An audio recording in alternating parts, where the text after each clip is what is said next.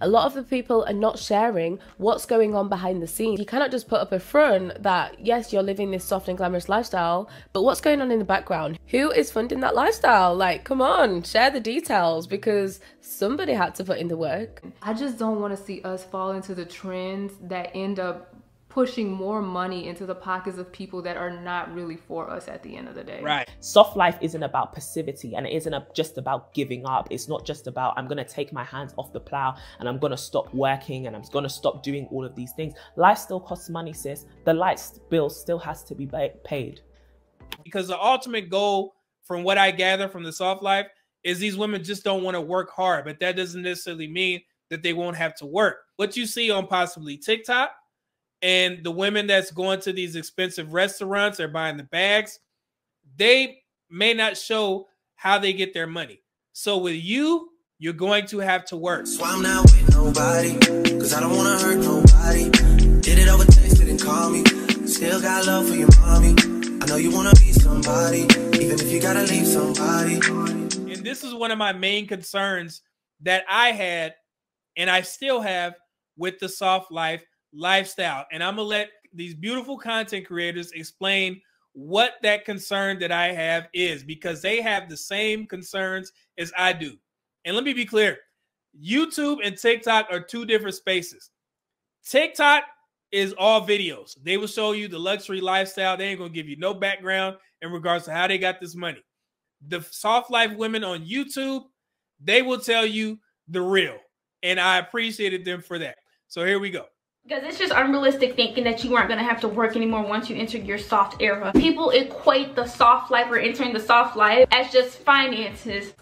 There are people who feel like you have to have a certain amount of money, whether it be black or luxury or soft girl lifestyle or whatever type of lifestyle that you want to live. Your mindset plays a part in that. And like I said, people are focused on the aesthetic and focus on the look, that they forget about other aspects and some things that are important. Hard work that goes into living a soft life is financial education, financial stewardship, and financial planning. Now, I think because of social media and just the way that content works, you want to create imagery that conveys quite a large concept. So that could be, you know, a short video, a TikTok, a picture. And oftentimes these things can look very lavish. And it's the things that grab our attention, you know, the lovely holidays, the swings in Bali, the luxury bags, you know, it's the girls with the champagne at brunch. And it's absolutely amazing. And I love to partake in those. And I want us all to partake in those things, right? However, these things cost money, and as much as soft life can look expensive, it doesn't have to be. The biggest thing here, and it's one of the things our parents often, well, my parents often told me, cut your cloth according to your size, live within your means. You should not go broke trying to live a soft life, because broke equals hard, right? Being broke is, I've been there. I've actually lived that, right? Very recently. Being broke is very stressful, and that completely goes against what it is we're trying to achieve in living our soft lives, right? The way you avoid going broke is by living in your means and also having a level of financial education and financial knowledge that makes your lifestyle sustainable. And that also allows you to plan for the life that you want. So that could involve, you know, learning about businesses, passive income, things that you, if you're going to be working less, right? How are you going to make more money or enough money? And it's not even always about making more. Sometimes it's just about how much is this lifestyle going to cost me and how much do I need to budget for? And so understanding things like, how do I create a budget for myself? How do I save? How can I still invest? How can I build for the future whilst living my soft life now, right? Soft life isn't about passivity, and it isn't just about giving up. It's not just about, I'm going to take my hands off the plow and I'm going to stop working and I'm going to stop doing all of these things. Life still costs money, sis. The light bill still has to be paid. So you guys get the gist of my concern, and it's their concern too. It's the finances, because if you look at the soft life from the exterior, it centers around money and living a luxury lifestyle. So these women are trying to warn young women, or women in general, that, hey, you're still going to have to work, because the ultimate goal, from what I gather from the soft life, is these women just don't want to work hard, but that doesn't necessarily mean that they won't have to work.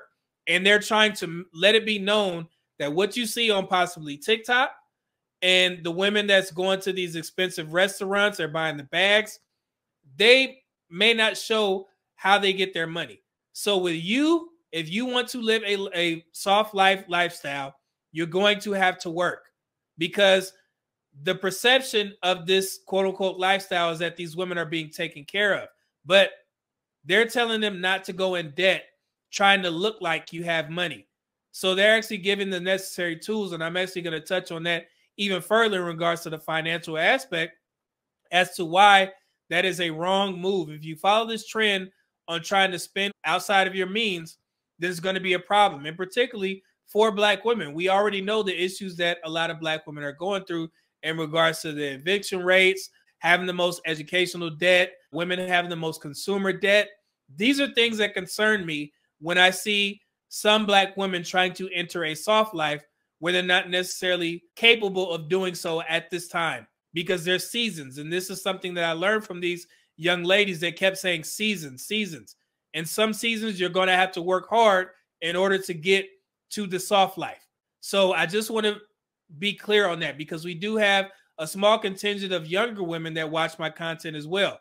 If you're one of these young Black women that are trying to enter the soft life, you're going to have to work. Let's continue with this video. I want y'all to see something real quick. Can I have this soft life? What can I put in place to live this soft life now? That is what we're seeing happen. So yes, as much as it is inspirational and it could encourage you to want to live this lifestyle, a lot of the people are not sharing what's going on behind the scenes. You cannot just put up a front that yes, you're living this soft and glamorous lifestyle, but what's going on in the background? Who is funding that lifestyle? Like, come on, share the details, because somebody had to put in the work. How you doing? I'm successful. How are you? I'm good. What's funny? Nah, you said you successful. What that mean? You got business? You see that? She said, "Thanks, sugar daddy." So this is a young Black woman who has a sugar daddy. The picture that you seen when the video first started, he was white, right? So he's cashing her out, buying her cars and things of that nature. So this was pretty funny. So let's continue. Yes, I mind my business. You probably too much to handle. You got a minute? You got money? I mean, yeah, I got money. What you want? You got cash out? Nah, not cash out. PayPal? And the advertisement from it has been very commercialized. I love this, like I said, for us, but I just feel like there's so many messages that are being poured out within it that don't really suit the average woman. I think it's great that, you know, luxury is a big part of a lot of Black women's lives, and I believe we deserve that as much as anybody else. But my thing is, the average woman, a lot of women, one, don't really want these things, and two, cannot necessarily afford them. And I just don't want to see us fall into the trends that end up pushing more money into the pockets of people that are not really for us at the end of the day. Right. And that's what I'm seeing regarding all these different trends. Again, this is your decision regardless. You can purchase something without thinking twice about how it affects you or someone else. But at the end of the day, I think personally for me, when I think about living in this season of life that God is preparing me for, I'm allowing my desires to be aligned with His will. And that's just what it is for me. All right. And so the reason why I put that compilation of clips together is because all of those women, they touched on the financial aspect and the financial concerns that they have. Because like I said, that was the overarching message that I wanted to get across in this live stream in regards to the soft life. The finances have to be addressed. We cannot have Black women going out there trying to live a soft life and living well above their means, because there's already a lot of issues going on with finances and, you know, the deficit and all these types of things. It affects a lot of Black women.